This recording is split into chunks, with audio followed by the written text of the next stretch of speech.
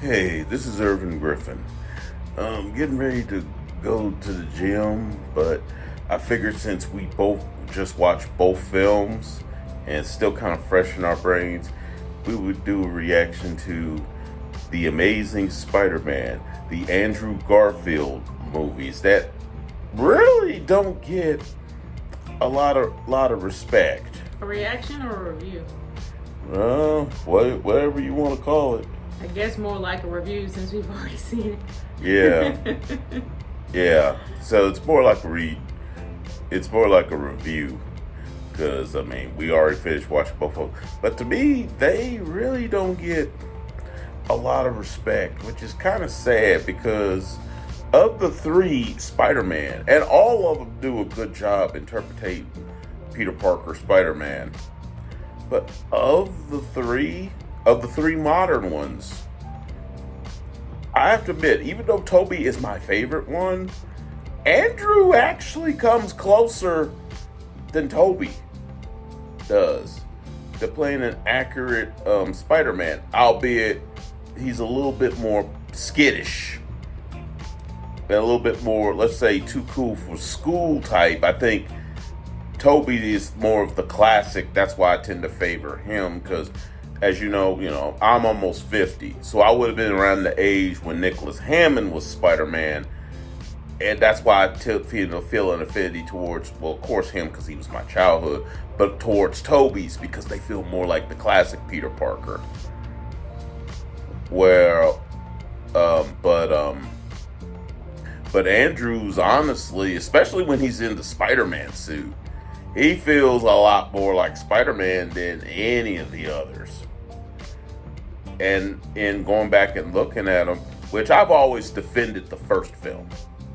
I've always defended The Amazing Spider-Man because I thought it was a very good story, albeit a bit darker. I think that's what turned off people to it at first because it was a little bit darker than the Tobey Maguire movies at the time, but I actually liked it. Now, my personal opinion of the second one, action top notch. Action scenes were great. The story, though, was all over the place. Now, just so I don't take up the whole entire time, Regina, who had never seen neither one of the Andrew Garfield Spider-Man, we watched them over the last couple of days, and I'm sure she has her opinions on them. Let's start with the first one. Well, okay, I'm just gonna do a quick explanation on why I haven't seen them. After Tobey Maguire, the Sam Raimi's version of Spider-Man, when I heard it was gonna be rebooted, I was just like, why? Because honestly, I fell in love with the first two. I fell in love with the first Sam Raimi version and the second, so I'm just like, you're gonna reboot it? Why? And when I heard it wasn't gonna be Tobey, I was kind of like, I don't care about having a reboot. I just want to have a regular person that plays this role until the role is over. So I wasn't really interested in seeing it at all, even though I've heard a lot about good about the first one and then bad about the second one. But after seeing the first one, to be honest with you, there are some things that the second one should have put in the first. When it came to the origin of Peter Parker's parents, that should have been put in the first one. And then flashback should have been done in the second. And honestly, I heard about the deleted scene that was going to be in the second about him actually discovering his father was alive. But then that got retconned, and then they just decided to keep him dead. In my humble opinion, I really wish The Amazing Spider-Man did not stick to the same exact linear trope that Sam Raimi did. Sam Raimi was completely classic. He went straight up to the comics, had all the comic book characters from J. Jonah Jameson to Peter Parker. Mary Jane was a little different because she was more like Gwen Stacy instead of her being like Mary Jane. It was a polar opposite in The Amazing Spider-Man. It was like Gwen Stacy was more like Mary Jane instead of being like Gwen Stacy. But she was a very likable character. Their chemistry was off the charts, mainly because of the fact that they were dating at the time, so it really did help.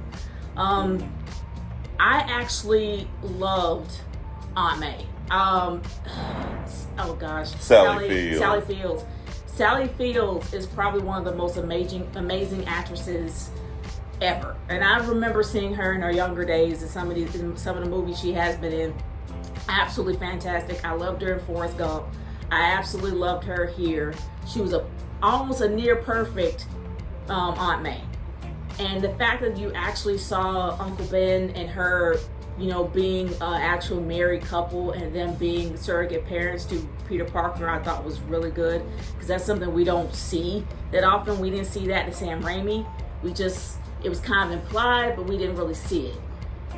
But the first one, I think if there were some aspects that was cut out of the second and put in the first, it would make the first one near perfect. But the first one actually was pretty good story-wise. It actually had a direction. It was not all over the place like the second one was.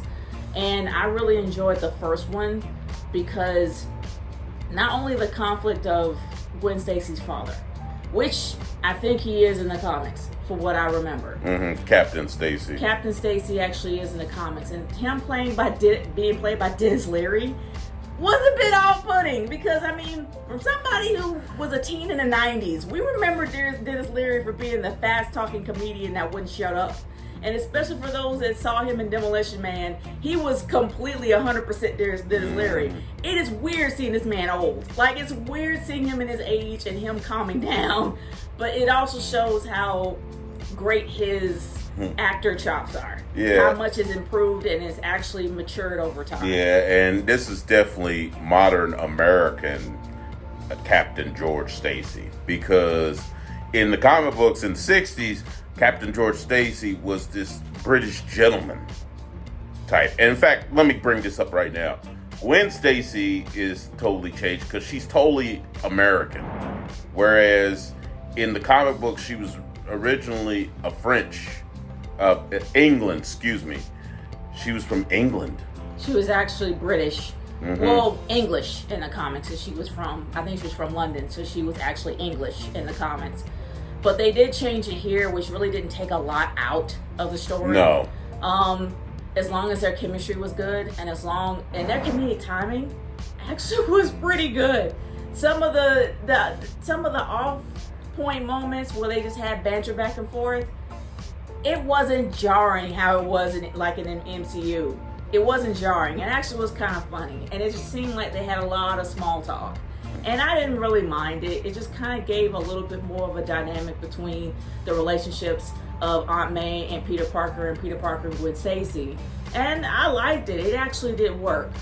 Now, I'm trying to remember wholeheartedly who the villain was in the first one. I think, who was? Oh, the villain was the Lizard. The Lizard actually was the villain in that one. I will say that the character of Dr. Kirk Connors. Dr. Kirk Connors. He's kind of forgettable, and he's kind of a forgettable villain in this. That's the only downside to that movie. It's just everyone remembers the Green Goblin. When you think of Spider-Man, you think of the Green Goblin. Sam Raimi hit the nail on the head when he got William Dafoe. But when you got the Lizard, a character that not a lot of people remember as a villain, even though he was a part of Sinister Six, unless you are a comic book fan, you're not gonna care. His origin story was very interesting. The fact that he worked at Oscorp, which kind of sort of changed a bit in the second one, because he was the one that knew his dad. He was actually the one that worked on the Arachnid project, trying to create some type of venom that could heal people. But then that got retconned in the second one when they actually did put Norman Osborn as his partner, which it was Dr. Connors as his partner. But the thing is that even though his origin story was unique and interesting, the fact that he lost a limb and he wanted to regrow his limb, and he was interested in how the reptiles work, because they can regenerate pretty much on call if they needed to have a part regrown, and seeing how it just drove him mad. The thing is like, why did it drive him mad? And that's the only issue that I have with the whole mad scientist trope. You created something that can regrow a limb. If it made him completely feral like a lizard, then sure, okay, I get it. But then, not all lizards are feral. I don't know. Maybe it's because I'm overthinking it. But I just think that his character just was forgettable. It wasn't anybody you remember. Not like Doc Ock. Like Dr. Otto Octavius in Spider-Man 2 was probably the most iconic villains that you could ever remember, because his backstory was not only tragic, what happened to him was plausible. The fact that he actually created artificial arms and just to kind of replace what he lost. He created artificial arms to be able to walk, move, do everything. And yes, and the fact that it's attached to his brain, it makes sense that it can actually activate something that can make him a bit nuts. So, and the fact that he self-sacrificed himself to protect everybody in the city as well as save Peter, it was probably the most memorable moments you've seen in a movie, because he was a very wonderful villain, very well written, very had a really amazing arc. It's just the lizard did. He was just, he went from being normal to being crazy to being super crazy to being a lizard to being still crazy. And I'm just like, okay, all right. They really didn't have much to say about him, which I think he could have been a really, really good villain. So, but the movie itself, the first one actually was pretty good. It was enjoyable. I just wish the villain was better. Yeah, and there were elements in the first film. Like, I also like that they stuck more to Spider-Man being, even though he was super powered and he went up against all these crazy villains, he was essentially a street level hero. And I think that's what's often forgotten with Spider-Man, because he's become so glamorous over the years. They put him on the same level as, let's say, Captain America, Iron Man in that universe, or even the Hulk or the Mighty Thor. But people forget Spider-Man is actually a street level hero. Technically, he should be on the same level as, let's say, Daredevil or Luke Cage, or the Punisher. But he's been so glamorized over the years that he's seen on the higher level and such. I mean, it's sort of the same thing with I'm thinking of another popular Marvel character, Wolverine, recently. Like, when we went and saw, and I don't want to get off topic, but when we went and saw Deadpool Wolverine, Regina noticed how many kids were there. She was like, oh my God, did they know? I was like, and one of our buddies, Prince GMO, made a good point. He said, if it was just Deadpool, I would agree, because Deadpool is decidedly a more adult character, but it's Wolverine. Everybody knows Wolverine, whether it's adults or kids, and he had a point. Yeah. And I think that's the case with Spider-Man. Even though Spider-Man has been in an more serious adult storylines, albeit a book I thought about trying to get her to read, called Kraven's Last Hunt. He has been in some more adultish storylines. I've seen the finale of that. He's mainly been catered almost as a kid-friendly superhero for the most part. Yeah. Over the years, even though he has been in some serious storylines. What I liked about Andrew Garfield's version, you felt more of that street level hero, as opposed to Tobey's. While Tobey was a bit of a street level hero, he was definitely a lot more glamorous. Honestly, than Andrew's. You disagree? There. When it came to Sam Raimi's version, the reason why you fell in love with Spider-Man in the first place is because everything he went through was relatable. And it just seemed like for Sam Raimi's version, he couldn't catch a break. Like, no matter what, he would always have some type of obstacle in his way. When it comes to his love life, there will always be a supervillain getting in the way. Then, of course, the death of Uncle Ben. Then he had a lot of changes that he had to go through. He had a lot of obstacles and adversities to get through. And especially when it came to him finally graduating from high school, and then him struggling to make money, everyone pretty much related to the obstacles that he's went through. Even with Mary Jane, she wanted to be an actress, and she just fought so hard to get there, and she was having mediocre roles, and they were both struggling. And also when it came to their relationship, it was always Spider-Man being in the way. that's what made his character a lot more interesting, and people fall in love with Sam Raimi's version, with Tobey Maguire actually showing so much emotion without, and people like, he didn't emote enough. Honestly, he kind of did. I mean, you really felt for him. Not only that, besides the soundtrack being top notch, it's just the fact that he was incredibly emotional when it was really needed. You really wanted to give the character a hug, and you wished that things got better for him. I did not see the same thing for Andrew Garfield's version. It just seemed like he was more like, he kind of reminded me of Miles Morales in a way. The biggest criticism for Miles Morales is not just because he's a tokenized version of Spider-Man, which a lot of people, especially Urban, disagree. It's just the fact that there's no adversity for him. It seemed like everything is running smoothly. The only issue that he has is trying to figure out how Spider-Man works. And that's his only problem. Not just school, not just figuring out how life works, not just having villains always in the way. It seems like with Miles Morales, everything is balanced. And that's what makes a lot of people not like him very much. I will say the one thing about, they did write about Andrew Garfield, is the fact that he was a standard kid. And it wasn't so much his Spider-Man being the issue. It was more of him just trying to be a kid and survive in high school. He was bullied almost every single day. He was probably that nerd, I'm not going to say tokenized nerd, but he was like the nerd that was always bullied in school. That was a really attractive nerd, but had really self-conscious issues because of the fact he was constantly being bullied. And you had that one person, Gwen Stacy, feeling sorry for him, seeing more potential in him than what he saw. Now, if you're a teenager, you're going to relate. If you're an adult that went through that, you're going to relate. But it's only for that part of him, not for Spider-Man. Spider-Man was pretty much classic in my opinion. The fact that he had those quips, the fact that he had like those snarky attitudes, the fact that he was like swinging all over the place and just being very quirky, that was that version of Spider-Man. But it just wasn't an obstacle being Spider-Man. It was more of an obstacle being Peter Parker. So that was the only problem, just like how we talked about for people who played Batman over the years. There are some people that get Bruce Wayne right, and then there's some people that get Batman right. But there's never been a combination of the two except for Ben Affleck, in my opinion. But that was the only thing that I saw for Andrew Garfield's version. It was more of an obstacle being Peter Parker. He was more relatable because he was more human.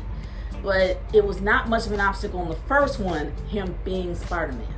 Which, I'm not going to say it bothered me a lot, but it was just something I noticed. It doesn't make the first one bad at all.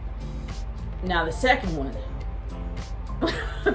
Yeah. And before we go into the second one, I have to say the changing costumes. Yeah.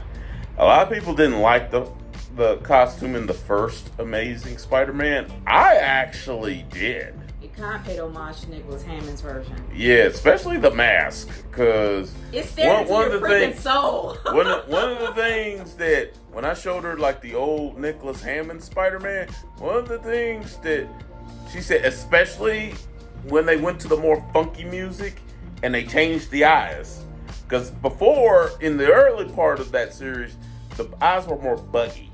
Yeah, were more buggy eyed, the lenses. But then they changed to those reflective ones. I'm sorry. If it terrified me as a kid, you imagine if you were a villain and you see that coming. It stared into your soul. It was a bit jarring. I'm not gonna And lie, that's kind of why I kind of liked Andrew's first suit. Because those, I mean, yeah, I was like, whoa, if it catches you and you're just a law-abiding citizen, you imagine if you were a crook and you see that coming. But I'll say one thing about the first two. They got the web slinging. Yes. Just top-notch perfect. And I wouldn't be surprised if The Amazing Spider-Man was the inspiration for the PS4, the PS5 games. And also, I think it is all exclusively on PS5. But for the people who've actually played, and I think it was either Insomniac or Rockstar that did it, they got the web slinging on point. Hence why everyone loves that game. They did it here to where you felt like you were there. Just seeing him go like in between every little crevice, going from building to building, it was incredible. It was like a rush watching him on the screen, just swinging from one place to another. And they got that right. Too bad Tobey's, Wasn't right, but it was in the early 2000s. Yeah. So the technology wasn't there yet. But at least when it came to Andrew Garfield's version, he got it right. It was just top notch. The action scenes, especially in the second one, was fun. It was incredibly fun to watch. It was great, top notch action. But getting into the second one story, it was a convoluted mess. They went the exact same route, unfortunately, as Spider-Man 3 by having too many villains and a story that didn't connect. That's just where they went wrong. In my humble opinion, they should not have had Electro in there at all, unless they wanted to create a minion, but he should have been a villain in Spider-Man 3, not in Spider-Man 2. Now here's where Tobey's is superior to Andrew's. You actually remember his villains. Yeah. The Green Goblin, William Dafoe, costume sucked. I'll be honest with you. When they reprised him in No Way Home, having him with no mask and just a tore up clothes that was almost an homage to the old Green Goblin costume, and having him just emote with his face was actually more terrifying than him having the suit on. Because even he wasn't a big fan, but then there was a point to where he could channel his crazy Norman Osborn through the mask. So he didn't mind it at first. But I wouldn't be surprised if he hated it when he got older. But like Irvin said, you remembered those villains. You remember the Green Goblin, and you definitely remember Dr. Octopus. To the point where when they were going to go forward with, like, let's say Sinister Six, there was talks when it came to Dr. Octopus. There was talks at bringing Alfred Molina back. Yeah. I mean, unlike the others, which they was talk about new actors, with him, they were like, there was talks about bringing him back. He's probably Dr. Octopus. You cannot, not probably, he is Dr. Octopus. There's no way to go around it. He is that character. Just like how Hugh Jackman is Wolverine, and he will forever be Wolverine. But in this case, for the Amazing Spider-Man, let's be honest. Who remembers the Lizard? Who remembers Dr. Connors? Unless you're a comic book fan, you're not gonna know or care who he is. And why he becomes the Lizard is a trope that was just overdone for so many years. Even though it's something that's classic in the comics, my humble opinion is they really rushed it. Yeah, now I was gonna say Green Goblin, Dr. Octopus, even the ones in the third, and I thought, and the third is easily the weakest in the Sam Raimi series, and that was mostly because of politics. But even the villains in the third, the Sandman, people still talk about him. Unfortunately, their version of Venom, which was very rushed. Yeah. Their version of Venom in that one was weak sauce. Because to the of point, who played Eddie Brock. Topher Grace. To the point where that, which probably is why, another reason besides the fact that the guy was talented, probably another reason that Tom Hardy's Venom was so well received, because we remember what Topher Grace's was like, and Tom Hardy basically just blew his out of the water. But then remember, with Topher Grace, the reason why he was in that, as well as being in Ocean's 3, is because it was the height of that 70s show's popularity. So he was capitalizing off of that, hence why he actually played Eddie Brock, even though in my opinion, he had the look of teenage Eddie Brock, but not older Eddie Brock. And not only that, his dialogue was incredibly cheesy. And then Venom himself was very rushed. The one thing I could say that was done well about Spider-Man 3 was we actually did see the conflict with Peter Parker when he wore the black suit. But other than that, there were far too many villains. You had the Sandman, you had the Hobgoblin, and you had Venom, which was way too many to just stick in there, and they weren't all connected. That was the problem with Spider-Man 2. Even though they had the Amazing Spider-Man 2. Oh, okay. Like, that was the problem with it.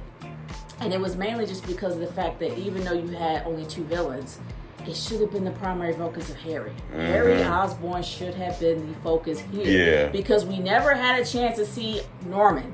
We saw Norman and Sam Raimi. They probably want to do something different. That's why they focus more on Captain Stacy.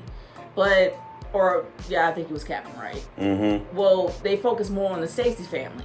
But here, they focus on the Osborns, which, in my opinion, if you would at least give us a glimpse on how Norma was, I don't care if it's a flashback, I don't care if it's anything, give us something. They didn't give us much. And not only that, it was way too freaking convenient. Everything, the entire plot was just too convenient. And it was to the point where it was drama for the sake of drama, and that's my biggest pet peeve for every movie and every series that I've ever watched. Yeah, I mean, the biggest one where her point stuck out to me, because normally I'll debate her, but it was the scene where Peter Parker shows up at Harry Osborn's home as Spider-Man.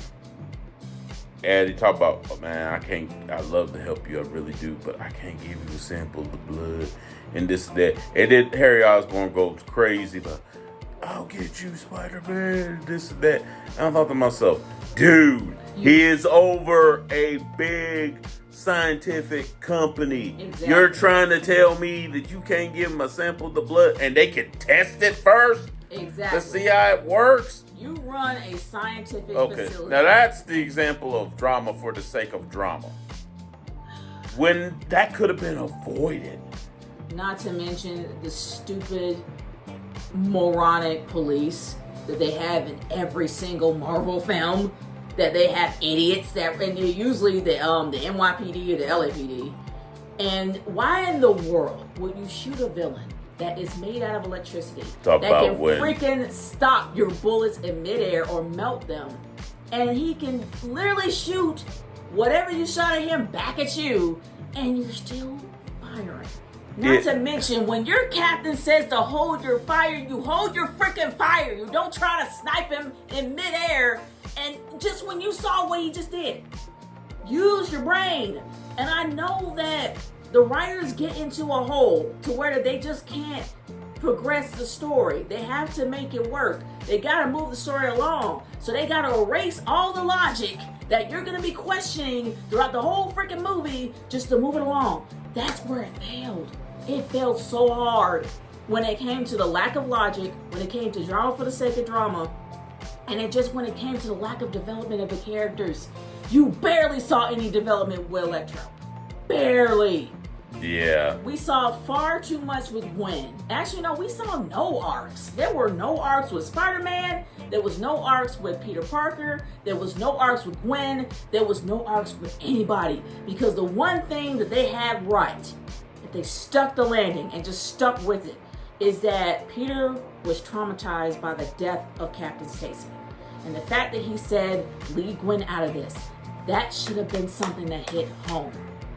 And if Gwen would have made a decision at the end to help him, despite the fact that they had broken up, it would have hit harder, in my opinion. It would have had more weight. But then also there's another thing. And I asked Irvin about this to see what he thought. What if they didn't kill her? Yeah, which personally, and I thought this at that time too, it was way too soon. Yeah. It was way too soon. Now, I know a lot of comic book nerds be like, well, she died in the comics. I get that. And it hit hard because they need to sell comics. That's how they did it. And I understand that is a huge iconic moment in the history of Marvel when that happened. But this is the movies. They don't necessarily have to do that. If they change things around and kept her alive, it's not going to change the dynamic of the story. It can probably go to Spider-Man 3 if it did come to be. And if she died in a different way there, it still would go its course, but it would have given more of a chance to develop as a couple and understand each other as her knowing that he's Spider-Man. Which I believe in the first one, it was incredibly rushed that he was just up and telling her when he just met her and he just started dating, I'm Spider-Man. You don't want to wait? Like, yeah, now that's one thing the Sam Raimi thing did correct. Yeah. Correct. They waited till the second one for Mary Jane to find out, or were either confirmed, because she had already suspected. She had her suspicions, but she never really had any evidence. In the first one, it was the kiss that she had with Peter before Peter rejected her, and then she was like, put two and two together. Okay, she kisses like Spider-Man. He kisses like Spider-Man. But the thing was, for And I wouldn't be surprised if they didn't believe they was going to continue with the series. That's why they rushed everything. That when Peter Parker in the first one just straight up told her, "Hey, I'm Spider-Man," you're really ready to trust Gwen after you just started dating her. It hasn't even been a year. You're like that quick. It hadn't even been that. It was like, what, a few days? Uh-huh. And it was incredibly rushed. And honestly, the second one, it was the same way. They should not have had Electro in it. And why in the blue hell did they decide to put Jamie Foxx in the nerdiest Steve Urkel type getup I have ever seen in my life? And this is in the 2000s, y'all. What nerd? 2014 to be exact. 2014. What nerd dresses like that? Like, no nerd I know dresses like Steve Urkel on the Reds. And I'm just like, okay, Jamie, did you really think this through? I know that you're a lot older than me and you were around in the 90s as a grown man, but even you know that you can dress differently. And I know there's no way on this planet that Max dressed like that in the comics. Did he dress like that? Not no version I ever saw. With the most horrible comb over I ever seen, and I'm just like, Jamie, we know you black. There's no way you can have a comb over like Donald Trump. That will not work. That will never work. His outfit, I was like, nobody has the pen holders unless you were in the 70s. Nobody has a comb over like that. I was looking at Jamie like, really? That's what you chose to wear as a nerd? No nerd dresses like that. No nerd dresses like that. And the fact that he was misunderstood at his job, especially a big corporation like Oscorp, it makes sense. But did we honestly care about his character? Not really. Was it way too convenient for him to become Electro? Yes, 100%. Because let's be real. If you need to have the power shut off to change anything, and you call up and have somebody do it, we know that a big company like that, shit gets recorded. And I know I'm being a little bit off color here, but I'm being real. Things get recorded. You're gonna know that this person didn't do it. And also the fact that person really is okay with that other guy that's going out there to fix something electrical, possibly dying on their watch. It was way too convenient for him to become Electro. And being bit by electric eels in water, you just become Electro like that? Like, is it that quick? Like, come on. It was way too rushed. Everything was thrown together. The story itself with Norman Osborn literally becoming a goblin, they didn't explain his disease at all. He just literally started to become a goblin. They didn't explain whether it was a curse from a gypsy or whether it was something in their bloodline they were mixed with goblin. They never explained that. Why did he literally look like a goblin towards the end? And what made him crazy? What made him insane? What made him all nuts over Spider-Man? Yeah. They didn't explain. Not to bitch it, and this is why no one really, when they were talking about villains they brought back for No Way Home, I know one question I think either you, Regina, or somebody else asked me. I said, well, how come they didn't just use the Harry from Amazing Spider-Man? I was like, no one likes that version. Oh, yeah. No one likes that version. It was me that asked. And it was when we actually watched No Way Home. I was like, no one likes that version. If they were going to do Harry, it should have been the one from the trilogy. Yeah.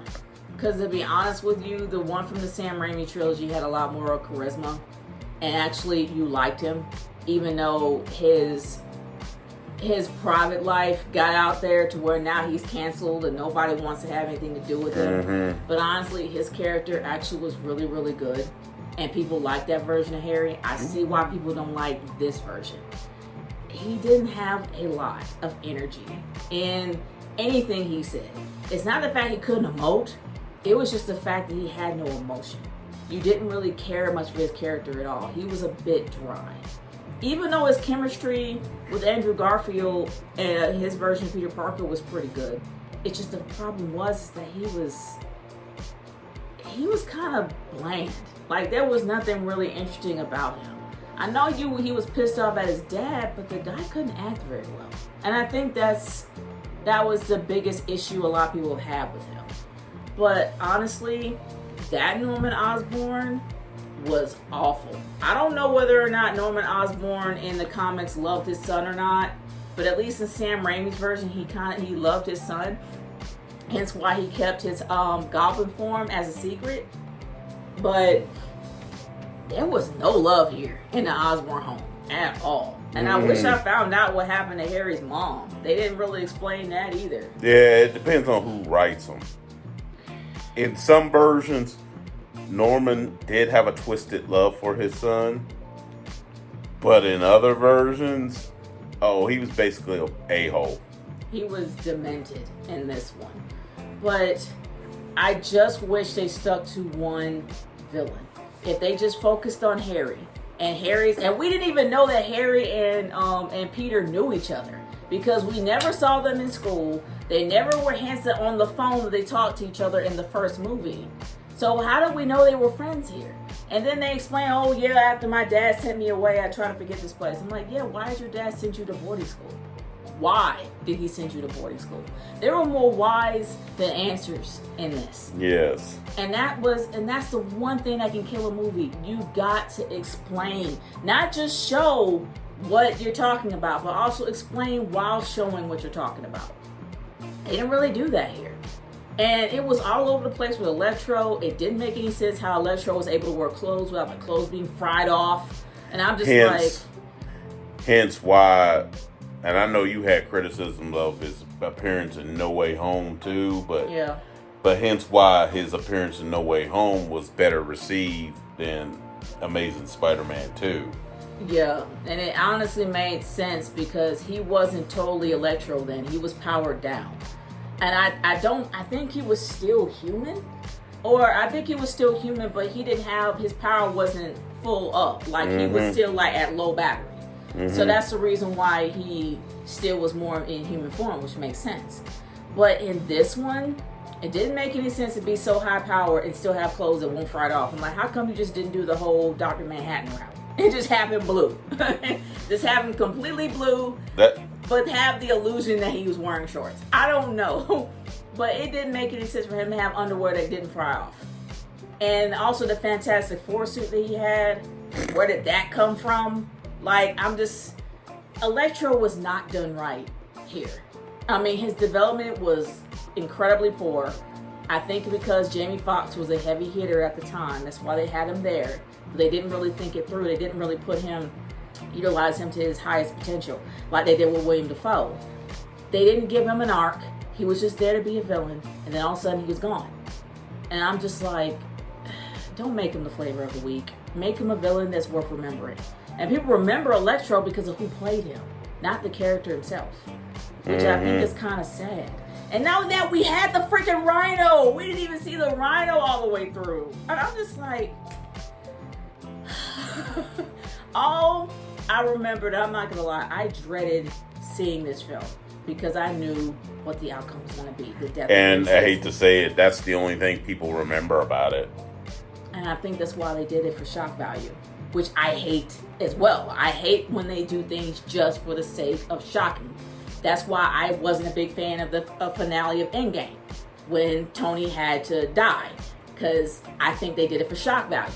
He didn't have to.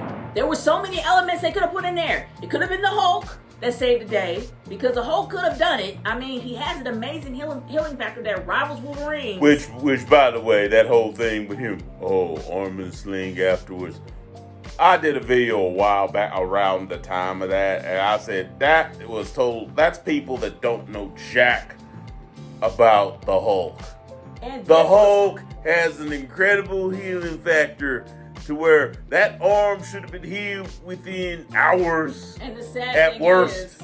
This is when Stan Lee was still alive, so there was no excuse whatsoever. The Hulk was his baby.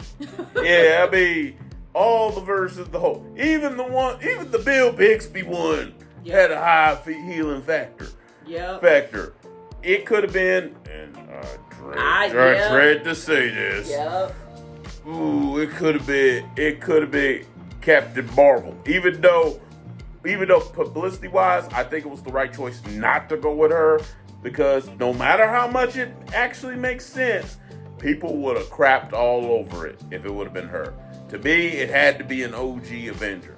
which there was two guys in my mind, other than Tony Stark. One was Thor because he still had that guilt. He still had that guilt of not offing Thanos before he did the snap the first time.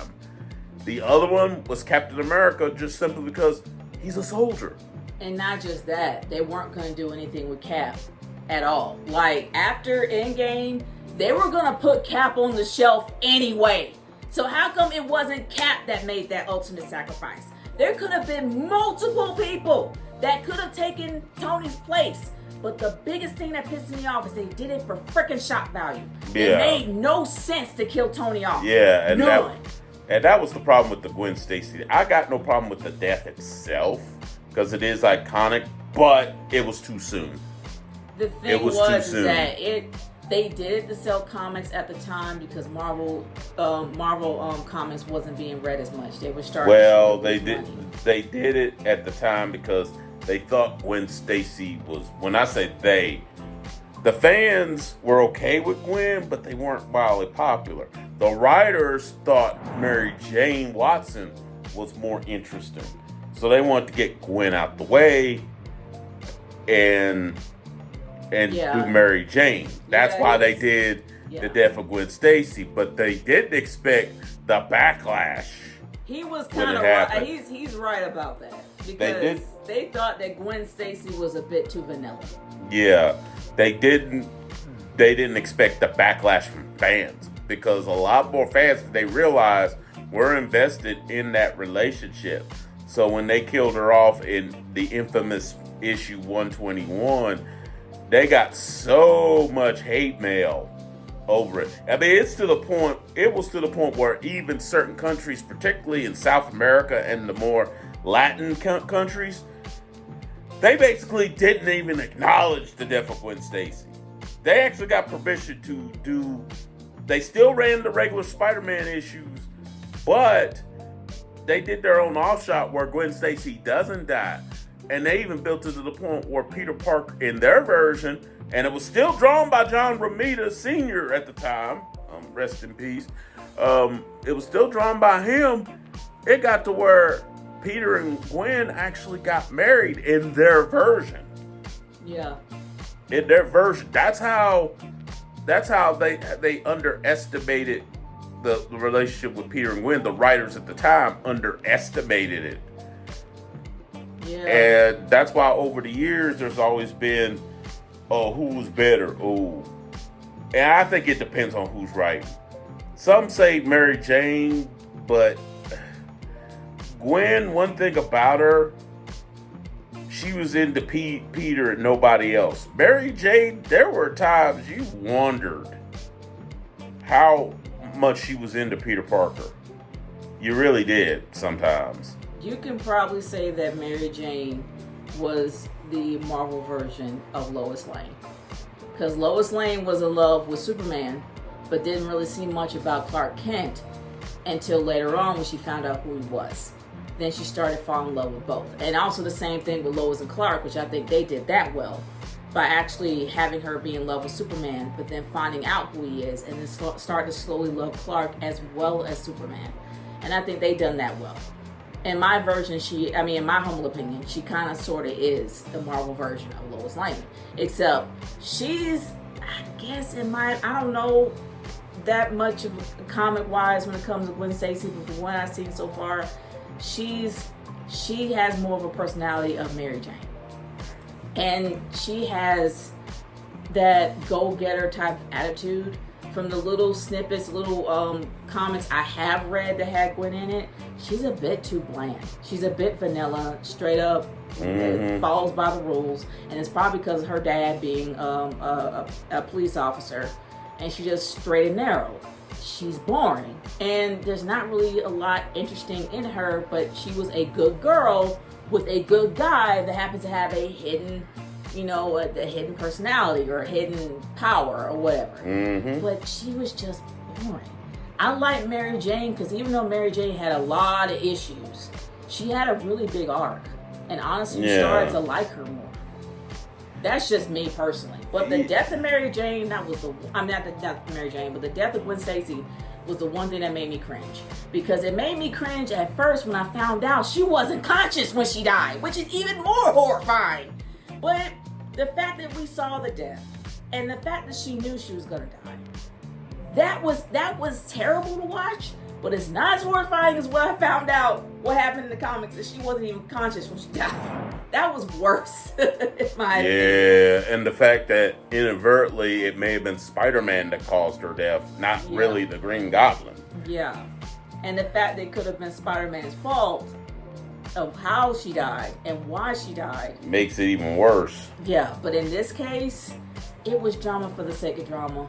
Why? Because everything was wrapped up. You had Electro blown up. She was finally about to go to England, and then here comes the Hobgoblin out of nowhere. And I'm just like, really? Y'all gonna do this? Y'all really gonna do this? When y'all gonna have to kill her? Why do you have to kill her? Honestly, I was hoping that Gwen would just run away. That she would just run away, find some safety, like she did in the first one. She gave the antidote to her dad, and just her dad handled business because he's a cop. Why couldn't she just run and just leave and stay hidden? And then they just come back, and then she goes to England and stayed gone. And eventually Peter will come and visit her, and then that causes friction in a relationship. And then after that, if she died in England, it would have made more sense. It would have been more tragic than if they did the third one. It was way too rushed, way too early. We didn't see their relationship develop the way it should have been. That's what messed it up. It wasn't the action. The action was amazing. The characters, their CGI was pretty decent, except for there are times that Electro looked a bit janky, but he still was a pretty decent villain. There was just no arc with him. But with Peter, I can say that there was an arc with him to a certain extent. He actually gained a little bit more charisma, a little bit more personality. He wasn't as afraid. It was a little bit. He wasn't afraid to do things. He wasn't like a cowering nerd like how he was before. He actually had a lot more personality and a lot more confidence. But he was also afraid of losing Gwen. And I guess you can probably say there was an arc with Peter. There wasn't much of an arc with Gwen, because even though Gwen knew what he did, knew that he was a Spider-Man, she was kind of fearless and coming to help him even though she could die, which is something I'm just like puzzled, because you just saw your dad die helping Spider-Man. Wouldn't that make you a little leery being around him? Why would you still want to be around him? Yeah, but as far as interesting love interests for each one, because all of them at least had two. All four interests. For me, as a younger person looking at Nicholas Hammond's Spider-Man, and he had quite a few possible love interests. The main two was played by Ellen Bry. She played Julie Masters, which actually is, if you take the initials, it's MJ backwards. Yeah. And of course, Chip Fields, the mother of Kim and Alexis Fields, who have great careers in their own right. She played Rita Conway. Now, as a kid, I'll admit, I got why, they put Peter with Julie and stuff, even at my younger age. As I got older and I look back on that series, because let me tell you, if you're looking for good Spider-Man action, you won't get it with the 70s one. No. I'll say that right now. But you'll get a lot of good drama. But you'll get a lot of good acting, and you'll get a lot of good portrayal. I mean, Nicholas Hammond's Peter Parker is extremely underrated. Yeah. Even though he is a decidedly older guy, his Peter Parker is very underrated. It was refreshing to me not to see him as a teenager. It was refreshing for me to see him as a grad student, because he was already a grown man trying to make a living, a lot more mature than the teenage version of Peter Parker. It was refreshing to me to see him as a grown man. Yeah, and as an older man, I get why they didn't do it at the time or didn't imply it, but I actually preferred the relationship between him and Rita Conway. Yeah. Over Julie Masters. Yeah. Yeah. They were more like best friends. And I liked their relationship far more than Julie. And there's this one old white man who actually reviews the 60s and 70s stuff. And he has done a complete review on each episode. I forgot, it's Mr. Irvin Zoo. Obviously no connection to me, but Mr. Irvin Zoo had discussed, and in each one, he ships them harder than she does. He was like, Peter, you should have married Rita immediately.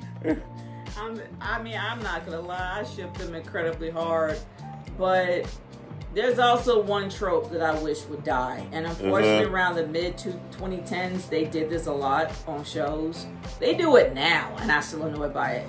Can we stop with the kid getting in the middle of conflict and just either pretending to fight or pretend to be his hero while he's about to die or possibly die, while his mom and dad is like in the distance not doing anything? Can we stop with the kid trope? That would be nice. I'm just tired. Okay, where'd that come from? Because I've seen it so often that it's gotten on my nerves. You remember that one kid that Spider-Man helped prepare his little wing? Oh, now I know what you're referring to. Yeah, and then all of a sudden when Rhino was like causing chaos, he had his Spider-Man suit on, came up there and just did this. And I'm like, where is your mom at? Like, where's your mama at? Why isn't she out there trying to grab him and take him back? Because I'm sorry. That is the most annoying trope on the planet.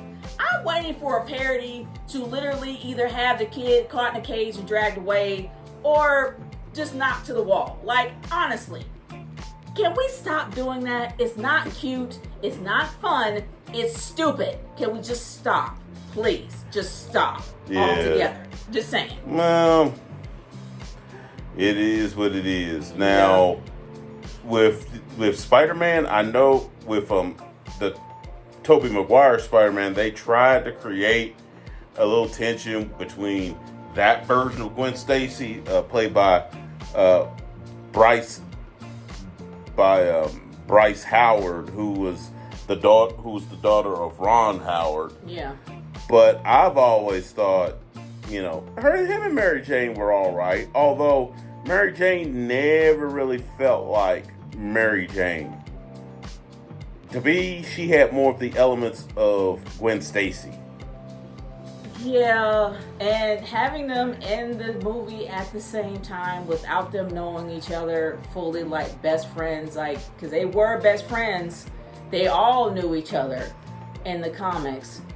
They didn't get that here. And in my humble opinion, I really believe that Peter Parker, Mary Jane, and Gwen Stacy were like the Marvel version of Archie. Like, I was thinking of Archie comics with all three of them. Yeah, that's why, even though it worked to an extent, but I never felt it fully. No. With them. Now, Peter and Gwen in the Amazing Spider-Man that we just saw, I felt them. You feel their chemistry because they were together at the time. Yeah, and you know what's crazy? Tobey Maguire and Kristen Dunst actually dated briefly. They did, but I think the upside down kiss kind of soured things. They said it was the most uncomfortable thing they could have done, and it's something they both hated, even though it was the most iconic moment in the movie. They absolutely hated it. Yeah. And maybe that was something that kind of soured their relationship a little bit. But at the time, Andrew Garfield and Emma Stone actually were dating at the time. Yeah, you actually felt them. Yeah. Now, as for the MCU films, is it just me, or I know Zendaya and Tom Holland are actually an item in real life and everything, and everybody, they did get the chemistry together by the third film, but honestly, the one with Liz Allen, I kind of felt that one a little bit more. I honestly didn't see any of Tom Holland's movie except for No Way Home. Because I don't care for Tom Holland. I don't. I know might have to watch them next. I know he's gonna try to get me to watch it, but I'm not gonna lie. I'm not a big fan of Tom Holland. Man, it's not because the guy can't act. It's just because his version of Peter Parker is a bit whiny, and I'm not really big. And I will be honest. He got on my. I watched him anyway, but he got on my last nerve. In No Way Home, Especially in Homecoming. Gosh. Far From Home, he grew up a little bit more. And No Way Home, he finally manned up. Towards the end.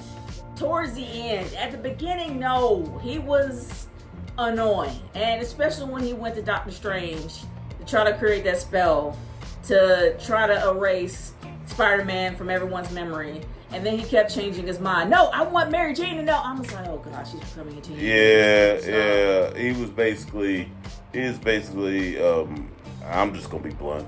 He was basically a whiny little bitch. Yeah, he kind of was. For most of his appearances in the film. Don't get me started on what they did with Strange. Oh gosh. Doctor Strange would never do that.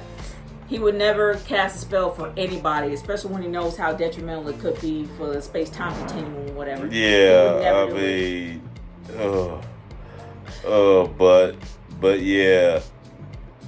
Yeah, so when Andrew and Toby showed up, I was like, oh God, yes. Oh God, yes. I mean, even Andrew.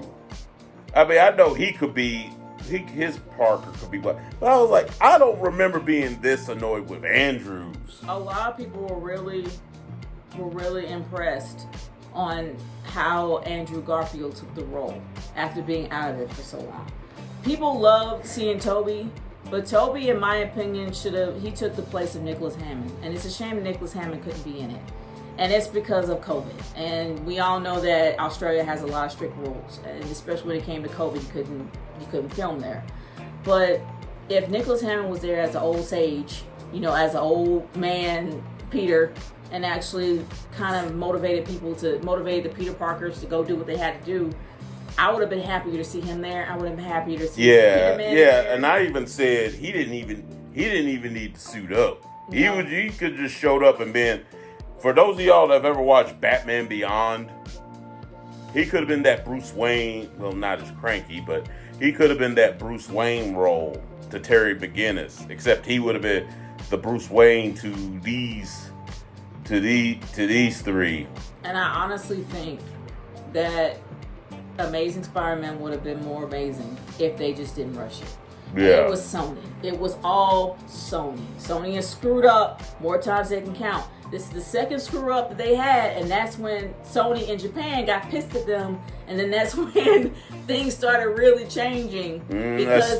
Especially when they found out that Disney and Marvel Studio actually wanted to do a deal to have Spider-Man in their we could have got Andrew Garfield. There's been no Tom Holland. We would have got Andrew Garfield in the Avengers. Yep.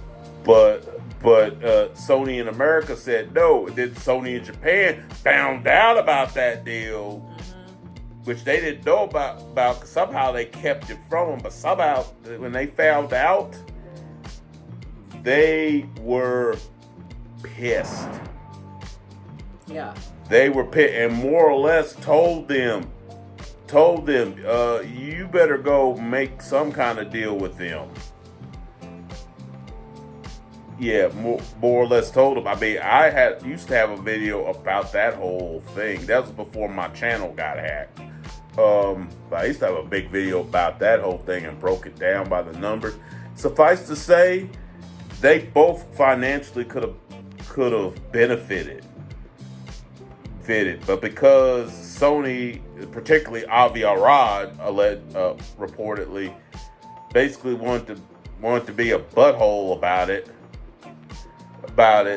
they ended up, even though 720 something million is not a bad take on a movie, it was low for that one because people expected it to be bigger. Meanwhile, the Avengers, I believe, did close, if not all the way, just over $1 billion. Yeah. The first Avengers. Yeah, they did. It topped. So, especially with those numbers, and then Sony from Japan found out about it. Yeah, they were PO'd. And that's why we saw him in Civil War, was because of that. And that shows how popular Spider-Man is. That's why you got to get him right. You got to get the right person to play Spider-Man. They did a really good job with Tobey Maguire at first. They did a really good job with Andrew Garfield. And honestly, I wish they had a third one. I really did, but now it's way too late. It's way too late. We know that Gwen Stacy's gone. Emma Stone's kind of gone on with her career. Andrew Garfield's gone on with his. Even though he can honestly play it again, and Toby's getting way too old. He can't. He's in his 40s, not old. But the fact is that you can tell he's aged a lot. So there's only so far he can go. And also, a lot of people want to see the Vulture get more involved because, in my opinion, it's because Michael Keaton played him. I don't think that the Vulture is a very memorable villain. Well, but I think it's who played him. But I haven't seen the movie with him in it, so I can't really make that comment yet. I really don't want to see anything Tom Holland that's in it. I'm fine with taking a pass. No. Oh, trust me. I will get her to watch it. I will get her to watch it. And honestly, to his credit, he's the one that got me back on watching Spider-Man, and we watched Into Spider-Verse for the first time. And he got me back into liking Spider-Man. So I'll give him credit. He might encourage me to watch it.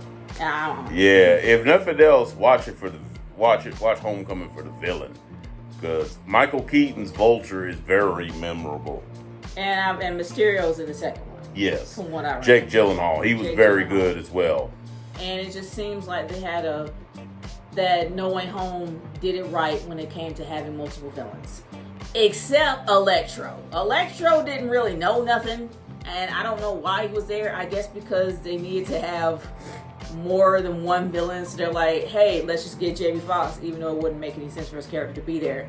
And they would not get both Harry Osborns in there, because one was being canceled and the other one people hated. So they had to get somebody that somebody knew, even though it made no sense to have him in there. He was just random. He didn't know who Peter was. Yeah. So the spell was kind of janky in the first place. But to be honest, I just wish there was a third one. I wish it wasn't rushed. I wish it had a better story. I wish there was an arc with all the characters except for Peter. He actually had one.